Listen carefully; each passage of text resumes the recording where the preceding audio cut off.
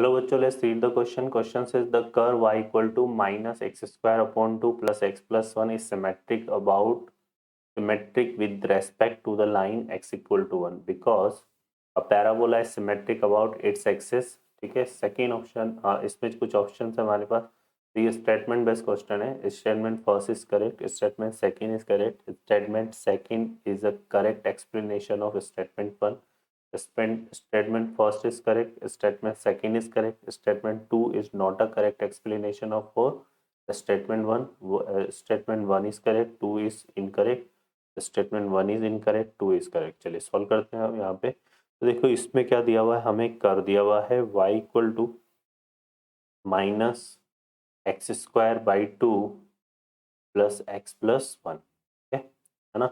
ये आ रहा है. अब यहाँ से अगर हम देखेंगे तो इसको सॉल्व करते हैं तो यहाँ से देखो क्या आ जाएगा. यहाँ से हमारे पास आ जाएगा y इक्वल टू माइनस 1/2. तो इस तरह से लिख लो. ये बन जाएगा एक्स स्क्वायर माइनस 2x, है ना, माइनस 2x. और यहाँ पे कितना आ जाएगा, -2. क्लियर. तो यहाँ से देखो कितना आ रहा है, ये हो जाएगा हमारे पास y इक्वल टू -1/2. इसको हम क्या लिख सकते हैं, एक्स स्क्वायर -2x. और यहाँ जो है यहाँ पे क्या लगा दें हम, +1 और -1. तो ये कितना हो जाएगा, -3. इस तरह से आ जाएगा. तो यहाँ से देखिए क्या बना, y इक्वल टू -1/2. ये तो हो जाएगा कितना, x-1 होल स्क्वायर. और ये जो है यहाँ पे कितना बनेगा हमारे पास, यहाँ पे माइनस, ये इससे मल्टीप्लाई होगा तो कितना आ जाएगा, +3/2. तो यहाँ से देखो कितना हो गया भाई, ये आ जाएगा y -3/2 इक्वल टू -1/2 x-1 का होल स्क्वायर. और इसमें हम एलसीएम लेंगे यहाँ से. ये 3/2 है, इसमें एलसीएम ले लेंगे तो ये कितना हो गया. या फिर इसको इस तरफ लेके आते हैं तो देखो फाइनली क्या बनेगा, x-1 होल स्क्वायर. ठीक है. इक्वल टू ये बन जाएगा -2 और y -3/2. तरह से लिख लेते हैं. ठीक है. तो ये जो है ये किसको रिप्रेजेंट कर रहा है, पैराबोला को, है ना. अब अगर हमारे पास देखो दो तरह से पैराबोला होता है. एक तो होता है Y square equal to 4x की फॉर्म में, और एक होता है x square equal to 4ay की फॉर्म में.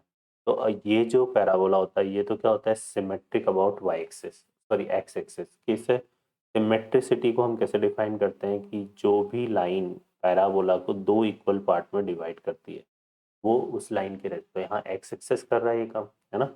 तो इसके रेस्पेक्ट में तो क्या होता है हमारे पास, एक्स एक्सेस होता है. एक्स एक्सेस का इक्वेशन क्या होता है, y इक्वल टू 0.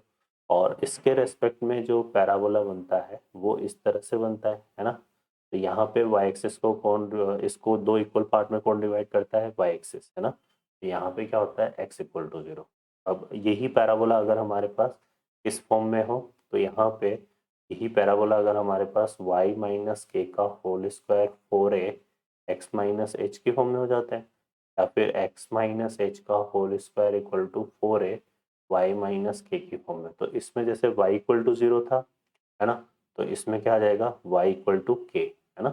इसमें क्या बन जाएगा, axis of parabola y equal to K. और इसमें x इक्वल टू 0 था तो इसमें क्या आ जाएगा, x इक्वल टू एच. तो यहाँ से अगर हम देखेंगे तो यहाँ पर जो एक्सेस ऑफ पैराबोला है, एक्सेस ऑफ पैराबोला वो क्या आएगा, x माइनस 1 इक्वल टू 0. मतलब क्या बनेगा, x इक्वल टू 1. ठीक है.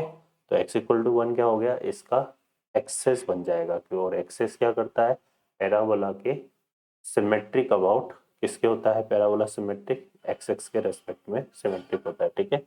तो यहाँ पर क्वेश्चन में बोला हुआ है कि this curve is symmetric with respect to the line x equal to 1.